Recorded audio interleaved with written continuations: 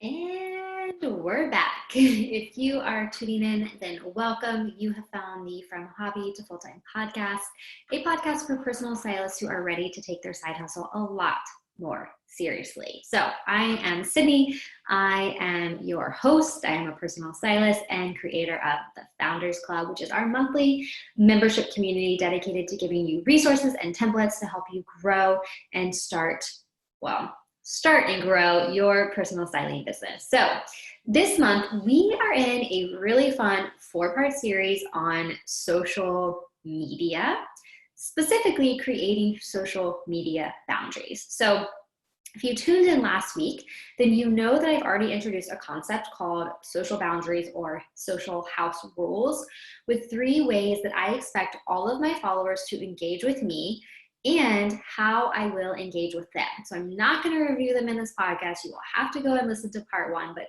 I promise you, it will be well worth your time because this is a new concept that I had never heard of. And a lot of people that I am sharing this concept with, they've also never heard of it and they are loving it. So wind up, go back, listen to that episode. It's less than 20 minutes and then come back here because once you have your boundaries for how you want people to interact with you on your platform, we are going to set some boundaries for how you are going to interact with the Instagram platform. So my personal theory is that Instagram is the #1 reason why we think we suck at life, that our relationships aren't good, that we're terrible human beings and worse friends, or that our businesses will never make it. Why? Because we are constantly comparing ourselves to what we see on Instagram, and it produces a near immediate physical negative reaction in our bodies. I'm going to share several strategies and tools that are popular, several that are common, and then my own personal boundaries that I am using on Instagram. But first, I want to tell you a story. Because I have had a love-hate relationship with Instagram since probably the beginning. And anytime you go on my feed or my platform, like I love Instagram, right? I love sharing. It's so fun. I love connecting. But I have also struggled with really setting these boundaries in a way that is healthy for me. So I have done months where I have hashtagged it no scroll July. So I'll post, but I won't scroll. And that was an amazing experiment. I have compared the use of Instagram to alcohol addiction. And it is very clear that there is a phone addiction. There is an Instagram addiction. And we all hear that we shouldn't compare ourselves to Instagram, but there is something that just pulls us in about this account. So a few weeks ago, I was implementing my social media boundaries for myself that I will share with you, and I was doing really well. So great at adhering to these boundaries. And then I kind of slowly at the end of the week just fell off. I started scrolling more. I was looking at more people's stuff. And then I got all in my head, right? I started doubting all of the great ideas that I had had. I started questioning what I was doing and what my purpose was, and literally went down a rabbit hole to the point that I was laying in bed crying because I was so frustrated. I said, I don't know what I'm doing. I don't know why, things are the way they are. I feel like they should be better. I've been working so hard. So-and-so is so successful. Like, why am I not that successful, right? All of these things that are blatantly, not true, right? But in my head, Instagram had convinced me that they were true. And this all stemmed from my increased scrolling and observing what other people were doing on their Instagram accounts. The 3 days prior to that, I was on fire. I knew my clear purpose. I knew I'm helping so many people. I know exactly what I want to be doing and my creativity was flowing, right? But I allowed myself to get pulled into this literal actual suck of my creativity and my self-worth. And I physically felt that. I was crying. I felt depressed and sad. My stomach was knotted. And it was almost like I couldn't stop, even though I knew what it was doing to me, right? So I promise you that when you can stop tuning into Instagram as a hobby, as a default, and start working with it as a tool, that your feelings, those feelings that I felt, will dissipate in about 2 to 3 weeks. So I'm going to share how long I've been practicing this and my results in a few minutes. But let's talk a little bit about the practicality of setting Instagram boundaries in a world where Instagram is the primary marketing tool for our businesses, right? Like, it's counterintuitive. How are you going to set boundaries and not be on Instagram when you need to be on it for your business? So I'm going to share a few common methods. I have 5 that are so easy to implement that are going to start helping you figure out how you can set your own social media boundaries. So this podcast is not in any way, shape, or form me telling you how to set boundaries, but I want to share with you several tools and tips and ideas that I use so that you can pick a few that you like, you can implement them, you can review them, and then you can tweak and implement what boundaries work for you. Because as I said earlier, I have done a variety of these different methods. And so far, the method that I am using now is the one that is sticking the most. And so I know for me that that is something I want to keep going. So let's talk about these 5 common ways that you can go ahead and start setting social media boundaries for yourself. And I actually use all of these. And then I will talk about the really specific ways I am implementing them. So number 1, use a scheduling tool to automatically schedule your post. So this isn't the tool that you schedule your post and then it pops up a notification on your phone and says, hey, it's time for you to post your Instagram. No, you need to either invest in or find a free tool that will let you automatically schedule from an outside app so that you don't even need to open the app. This is like a hard rule, right? Because we are trying to limit our time in the app. I use Planoly, which is $9 a month for one account. So it's not that much money. I want to say you can use Later. You might also be able to use Buffer for free to automatically schedule. So you can research that and find out what, but this is a hard rule to follow. Number 2, also a hard rule to follow, because remember, we're trying to stay off the app as much as possible. Respond to your Instagram messages on your laptop. So you can do this one of 2 ways. One is going to be in Instagram, right? Instagram.com/your profile. Or you can use Facebook if you have a business account. So if you have a business Instagram account, it's going to be linked to your business Facebook page. You can log into your Facebook business page and go to your inbox, and there you will see all of your Instagram DMs and you can respond there. I personally find it less distracting for me to log into Facebook or honestly Instagram online, because it's really hard. I find it hard to interact and engage and get stuck in scrolling when I am on Instagram, like .com on the laptop. Facebook is fine for me as well, because I literally only use Facebook for business. So there's not a lot of things that I'm scrolling through, and I log in, answer all my messages, and I log out. So the reason I like doing this is because I can type my answers and it's a lot quicker. It's a lot less effort that I'm having to put forth in responding, and I can be a little more thoughtful and engaging in those responses as well. So if you tune into part 1, that will make sense, but I can usually respond and give a greeting. I can say the person's name, and then I can respond to their comment, and that is helping me to create these healthy and thoughtful and engaging interactions with people as humans and not just as a random person on the other side of your Instagram. Okay, so number 3 is to use the social media time limits on your phone and actually stick to them. That's the hard part, right? I think we probably all have our social media time limit set, but how easy is it to just hit that 15 minutes more button 4 times in a row? And then before you know it, you spent an hour on Instagram that you didn't plan to spend on Instagram, and you probably now feel like crap about yourself, okay?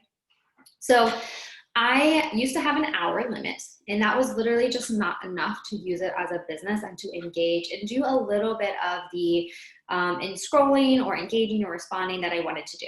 So now I have mine set to 2 hours, and I am working on increasing my integrity around sticking with that limit, because I am definitely the first offender when it comes to hitting the remind me in 15 minutes time limit.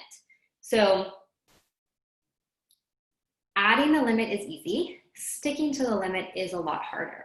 But I find when you have been practicing and implementing these boundaries, it will become a lot easier because you will start to put structure around how you are putting things on the app, how you are responding to things, so that when you are within your time limits on the app, you can spend it a little more with engaging or scrolling through what people are saying so you can interact with them, so you can build that community and or use it for learning and growing, which it is a great tool for that, but you need to be intentional.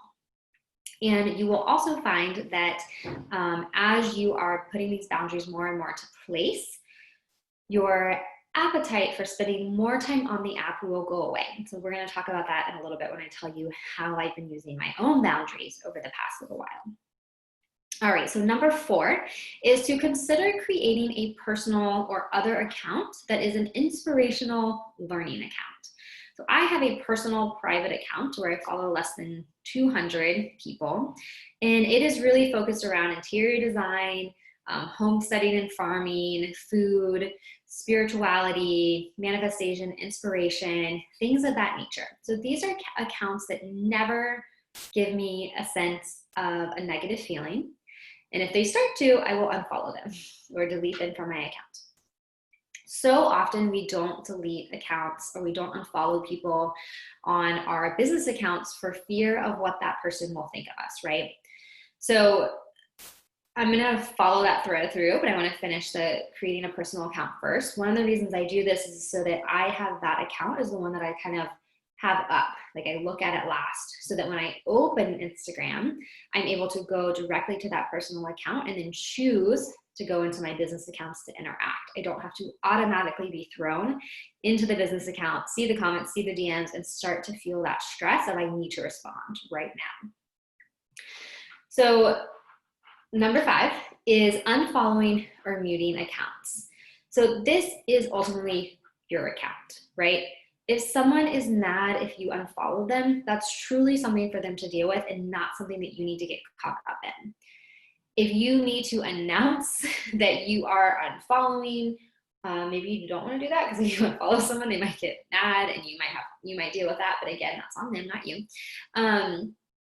But this is literally your account where you can do you. And if there are accounts that are making you feel negative or uninspired or not creative, or you're comparing yourself to them and then you're feeling jealous, that is not an account that you want to have in your feed, that you want to be seeing. So if you don't want to unfollow, I would encourage you at the very least to mute that account. And I have used this strategy in the past when certain accounts have triggered me for whatever reason. I have muted them instead of unfollowing them. And then I will find sometimes a few months down the road, if I have done some work around that issue or something, I will find that occasionally those feelings will dissipate and I can unmute them and follow them fine. That's not going to be the case with everybody, and you may eventually just want to unfollow because there's no point in having that in your feed. And then you will also subtly know that you've muted someone who annoys you, and so that's still going to be running and playing in your subconscious in the background. So just to recap really quickly, there are 5 strategies that you can implement pretty easily to go ahead and start setting social media boundaries for yourself with how you want to interact with Instagram. And that is 1, use a scheduling tool to automatically schedule your post. 2, respond to messages on your laptop and not in the app. 3, use the social media time limits on your phone and stick to them. 4, consider creating a personal, inspirational learning account that's not going to have you logged into your business stuff right away. And 5, unfollow and mute people, okay? So before I go into how I currently implement my personal social media boundaries, I want to give you a disclaimer that the first time or the first few weeks that you do this, it is going to be hard. Your brain is going to resist because you are addicted to the likes, the comments, the need to know everything. You will feel like you are going to miss out on things if you are not constantly tuned in. But I want to assure you that if you trust me and you do this, that the people you really want to stay connected with, your friends or your family, you will text them or you will call them or you will have more engaging interactions in the DMs. And your appetite for knowing these things will slowly fade away. Truly, the less time you spend on Instagram, it's kind of crazy how it slowly just lessens its call to you and you feel less of a need. Because when you can implement these boundaries and start to adhere to them, you actually prove to your brain that you are okay without all of this knowing. You are okay with the constant run of information through your brain, and that your business will still keep ticking and keep growing because you are still on the app. You are still using it as a tool to post and engage and to comment and to DM. You are using it for business, but you are not getting sucked into the consuming part of it as unintentionally as you were before. So you want to be clear and say that this is not you not engaging and not using the app. You are still engaging, but you are doing so within boundaries that are healthy for you. And so my boundaries may not be your boundaries. You may have completely different boundaries that work well for you, and that is great. If you have boundaries, I am your biggest cheerleader in using those, whatever they are. But you will find that you are going to be more creative, more content, more productive, more inspired, and you will feel more connected to the people around you, your job, your passion, what you're here to do, and you are going to have new ideas out the wazoo. Trust me, I have had so many new ideas since I have started doing this, and it's almost hard to keep up. But I have also been able to act on those ideas so much quicker because I have literally eliminated probably 2 or 3 hours from my day that would have been just mindlessly scrolling on Instagram. So let's talk about how I am currently using Instagram. About a month ago, by the time you're listening to this episode, I instituted these social media boundaries on how I was going to use my Chic Stripes page because I was just feeling tired and fed up that Instagram felt like it was controlling my life and it was dictating my emotions. So here are my rules. And I am, like I said, now in the 4th week of using them. I do not check Instagram, number 1. I don't check Instagram at all until 1 or 2 p.m. for the first time every day. This, we all hear it, right? Don't get on Instagram, don't check your emails. But usually that applies to don't check it while you're laying in bed. But then by the time you have coffee, you're on Instagram. So what I like to do by setting the 1 p.m. or the 10 p.m. time frame is that I am able to go through my whole morning routine. I can work out, I can have breakfast with my partner, we can connect, I can do some reading, and then I can get a lot of morning work chunk time done before I break for lunch. And when I break for lunch, that's my cue to spend 30 minutes, maybe 45 minutes doing all of the Instagram things that I need to do, and then I can log back out and get to work. Having it in this time frame has literally given me, it's like I know I get time to check it. I know I have all of the time I need to do what I need to do, but then when that's done, I know I can put it down, get back to work, and then I will check it again, often in the evening, one more check, but I usually do not answer any DMs in that second check. So I don't like to go into my DMs unless I have the energy and the time to thoughtfully respond to every comment with a greeting in someone's name and really give weight and thanks to their comments. So I reserve all of that commenting for that lunchtime period. And I don't open my DMs, I don't go into them if it's in the evening. But I will also use that time sometimes to go on my personal account and do some scrolling, do some learning for fun. Because again, I'm following home interior design, which is literally what I'm doing right now, renovating a house, or I'm following gardening people or other inspirational accounts that I really get some inspiration out of that I can use for my business. So when I do get on Instagram, I will first post whatever stories I'd like to share from the weekend or that morning. So I am still taking photographs in the morning or little snippets of my day, things that I want to share with my community, but I am not uploading them until around lunchtime. And then I will still continue to, post some stories and share them throughout the day, but it's usually now done in these 2 set time blocks. So I'm not on stories, I'm not giving out content, but I'm time blocking it, which we'll talk about in next week's podcast, and uploading it at one time to better protect my energy and better protect my time. I am way more productive when I have set times and blocks to do things and doing it all throughout the day, right? So that has been the greatest strategy that I put in place.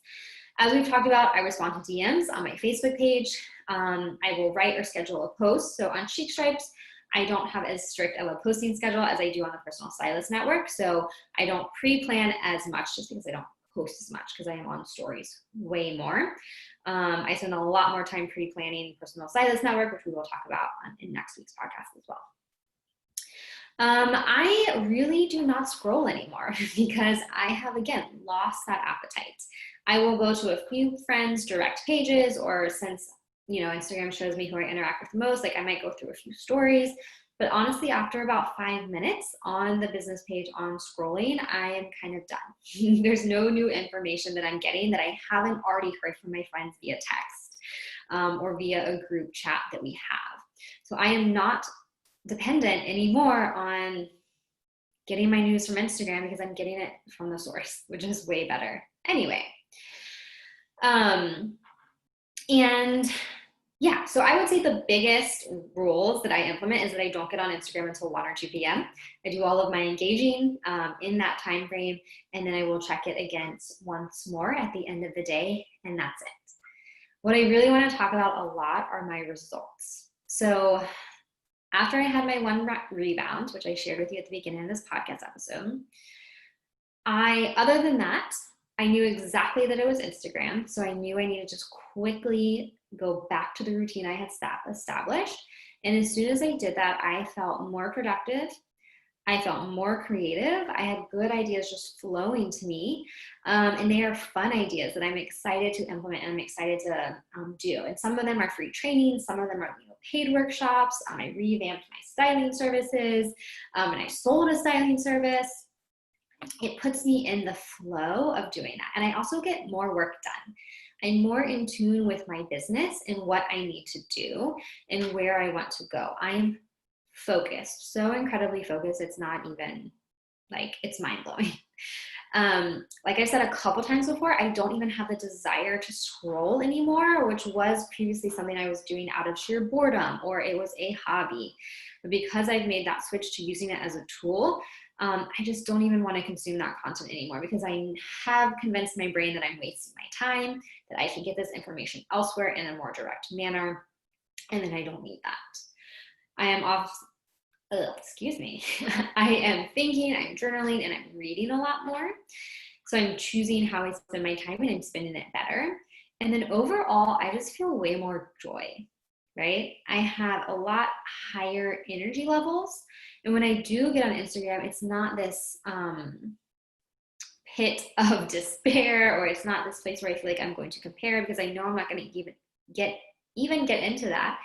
And I know that I'm excited to share, to be of service, and to engage with my people because they're engaging with something that I've shared. And it's becoming more of a fun community thing again, right? As well as a way to talk about my business, as well as a way to protect my energy and enforce my boundaries. So I am recording this about a week ahead of the time when you will actually hear it. So I expect as I go into that week 4 and adhering to these boundaries that these results are going to be even more amplified and I'm going to be even more clear. So I can kind of explain it if you've ever done a Whole30. So a Whole30 is a diet detox in a way. It's a 30-day elimination where you don't do dairy, grain, sugar, alcohol, or dairy, grain, sugar, beans. I think that's the 5th one. I've done it like 7 times. Every time I do it, because I'm getting kind of all of the junk, the chips and the dark chocolate, the wine out of my body, I feel so clear and so focused and so energized. That is how I feel with these Instagram social media boundaries in place. I feel literally like all of that stuff, the negativity is just like pouring out of my pores and I'm getting rid of it. And I don't want to bring that back in. So I am going to adhere very, very strongly to these boundaries. And I would give you a try. Like I would encourage you to give it a try, especially if you struggle with feelings of perfectionism, comparison, or you're feeling stuck in your business. Get out of everyone else's business and start focusing on yours. So thank you so, so much for tuning in to this week's episode of the From Hobby to Full-Time podcast. We just wrapped up part 2 in our 4-part series on social media. If you are listening to this podcast in the month of August, then we have a really fun surprise for you. If you are a new member testing out the Founders Club, you can join for just $1. $1 is going to get you a 2-week trial to our membership community. This deal goes from Wednesday, August 5th through Friday, August 28th. So join at any time and pay just $1. $1, a singular dollar. You will get instant access to all of our templates, resources, and action plans for starting and growing your personal styling business. And you'll get access to our Facebook community, which has personal stylists from all over the globe inside. And it is by far one of the most fun communities I've ever been in, and I am really excited to have you test it out and try it. This is a recurring subscription. So when you sign up for your trial, at the end of that 14 weeks, you will be automatically billed for the next month at $55 a month unless you cancel beforehand. No refunds are available once that month has been paid, so you can enjoy the access and enjoy the resources and make sure to cancel before the next month. But for $1 for 2 weeks, there's literally no reason not to give it a try. So you can head to the link in my Instagram bio. There's a link in the show notes, and you can also go to personalstylistnetwork.mykajabi.com/join the Founders Club. And we will see you next week for part 3. Tune in.